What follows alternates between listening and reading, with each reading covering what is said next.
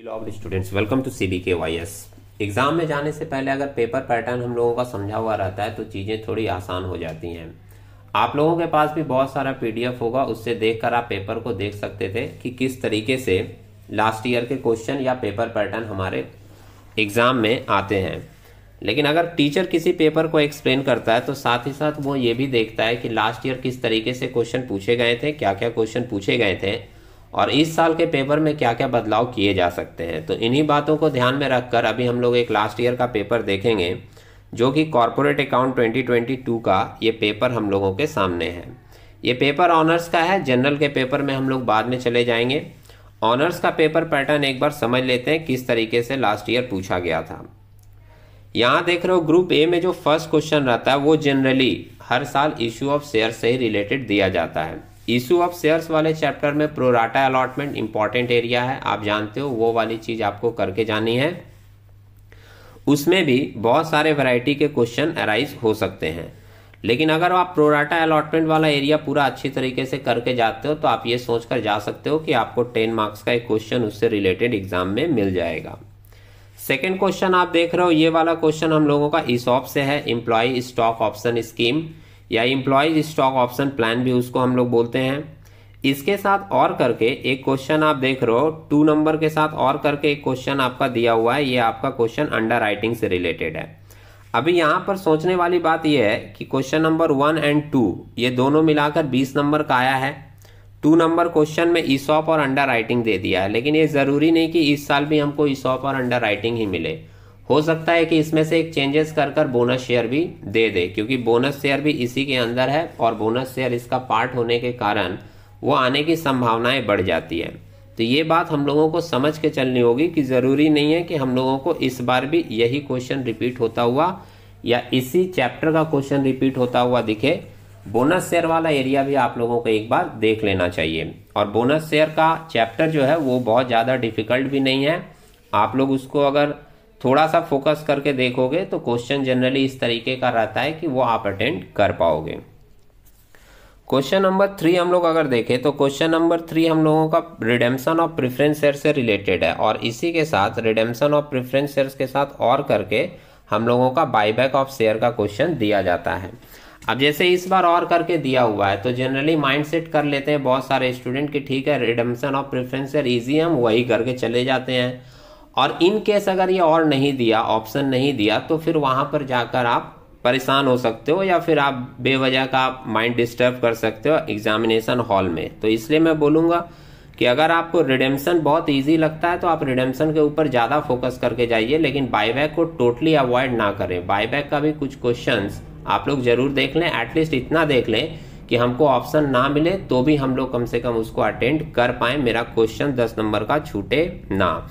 ये सब जब माइंडसेट के साथ हम लोग जाते हैं तो एग्जाम में बहुत कम डिस्टर्ब हो पाते हैं और बेवजह का पेपर में थोड़ा सा बदलाव होने के बाद बहुत सारे लोग इस चीज के लिए भी आ जाते हैं कि ये सारी चीजें यूनिवर्सिटी ने गलत कर दी।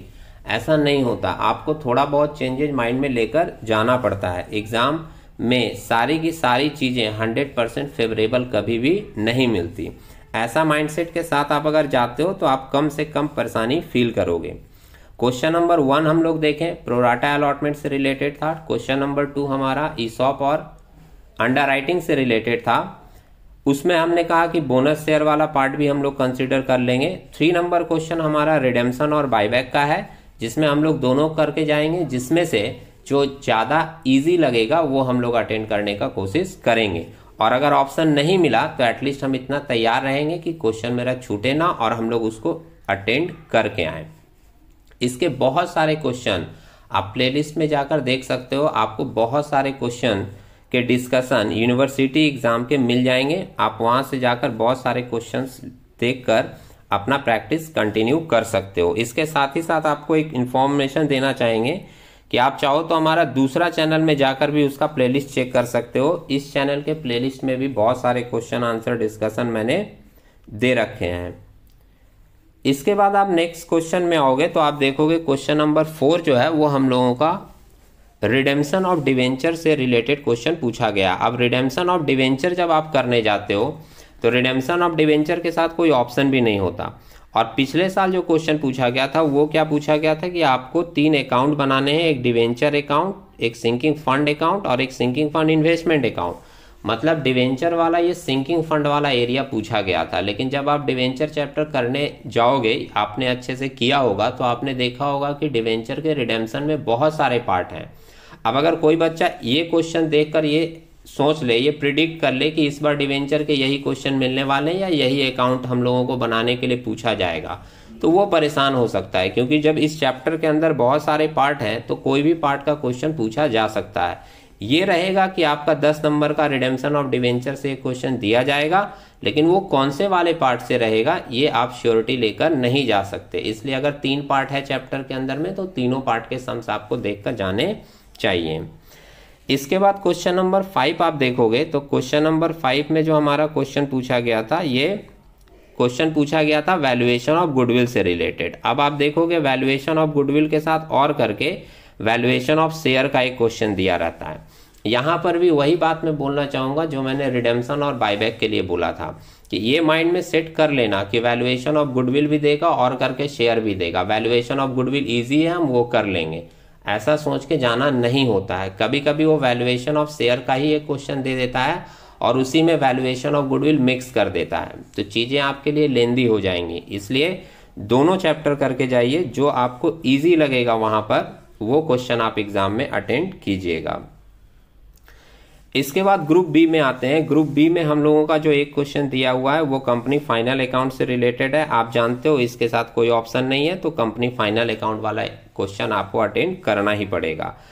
क्वेश्चन फाइनल अकाउंट की जो दी हुई रहती है वो बहुत लेंदी होती है, उसमें हम लोगों को बहुत सारा नोट्स बनाना पड़ता है, फॉर्मेट फॉलो करना पड़ता है। तो मैं ये जनरली आपसे बोलना चाहूँगा कि जब आप कंपनी फाइनल अकाउंट का क्वेश्चन करोगे तो कभी भी इसको स्टार्टिंग में नहीं उठा लोगे। आप 2.5 घंटे के अंदर पूरा पेपर कंप्लीट करने का कंप्लीट करने का कोशिश करोगे, आधी घंटा आप कंपनी फाइनल अकाउंट के लिए रखोगे और सबसे लास्ट में ये क्वेश्चन अटेंड करने की कोशिश करोगे। जनरली बहुत सारे स्टूडेंट कॉन्फिडेंट में रहते हैं कि हाँ, हम कंपनी फाइनल अकाउंट बहुत अच्छे से जानते हैं, हम इसको पूरा अटेंड कर लेंगे और हम अच्छे से सही भी कर लेंगे। बिल्कुल सही बात है, आप कर भी सकते हो, लेकिन ये बहुत ही लेंदी एरिया है। अगर आप इसको पहले क्वेश्चन उठा लिए तो आपका एक बहुत बड़ा टाइम इसमें कंज्यूम हो जाएगा और उसके बाद पूरा पेपर पैटर्न अटेंड करने का समय आपके पास नहीं रहेगा। ये माइंडसेट हमेशा रखनी होती है एग्जाम में कि किसी भी तरीके से हम लोगों को पूरा क्वेश्चन अटेंड करना है, जिससे कि अगर पार्ट मार्किंग भी मिले तो हम लोग एक मैक्सिमम मार्क सिक्योर कर सकें। कंपनी फाइनल अकाउंट के बाद ग्रुप बी में ही हम लोगों को 7 नंबर क्वेश्चन में दिखेगा, एक क्वेश्चन दिया रहता है अमलगमेशन का और एक दूसरा क्वेश्चन उसके साथ और करके दिया रहता है कैपिटल रिडक्शन का। अमलगमेशन वाला क्वेश्चंस का एरिया बहुत बड़ा है, जैसे अभी मैंने डिवेंचर के बारे में कहा था कि उसमें बहुत सारे पार्ट होते हैं। उसी तरीके से अगर आप अमलगमेशन में जाते हो तो आप लोग ये पढ़ के रखे हो कि अमलगमेशन में नेचर ऑफ मर्जर है, नेचर ऑफ परचेज है, journal entries in the books of vendor company है, journal entries in the books of purchasing company है। परचेजिंग कंपनी का बैलेंस शीट भी पूछ सकता है, वेंडर कंपनी का लेजर अकाउंट भी पूछ सकता है। साथ ही साथ क्वेश्चन कुछ भी रहे उसमें हम लोगों को परचेज कंसिडरेशन वाला कैलकुलेशन करना ही होता है। तो अगर अमलगमेशन में हम लोग जाते हैं तो एक बहुत बड़ा एरिया इसका कवर अप होता है। और करके जो दूसरा क्वेश्चन दिया हुआ है, दूसरा क्वेश्चन रहता है कैपिटल रिडक्शन से रिलेटेड। कैपिटल रिडक्शन या इंटरनल रिकंस्ट्रक्शन भी बोलते हैं इसको। कैपिटल रिडक्शन वाले क्वेश्चन में हम लोगों के पास सिर्फ 2 ही चीज होती है, फर्स्ट उसकी जर्नल एंट्रीज करनी है और सेकेंड कंपनी का इंटरनल रिकंस्ट्रक्शन होने के बाद एक नया बैलेंस शीट क्या होगा ये आपको बताना होता है। तो अगर कंपेयर करें तो अमलगमेशन के हिसाब से कैपिटल रिडक्शन वाला एरिया इजी होता है, लेकिन यहाँ पर भी आप उस बात को ध्यान रखिएगा कि भले आप कैपिटल रिडक्शन का अच्छे से प्रिपरेशन करके जाओ, लेकिन अमलगमेशन के कुछ क्वेश्चन आप लोग जरूर देख लीजिएगा, जिससे कि आपको एटलीस्ट ये श्योरिटी रहे कि एग्जाम में मेरा कोई भी क्वेश्चन छूटेगा नहीं। तो उम्मीद है आप लोगों को सारी कैलकुलेशन और सारी बातें समझ में आई होगी।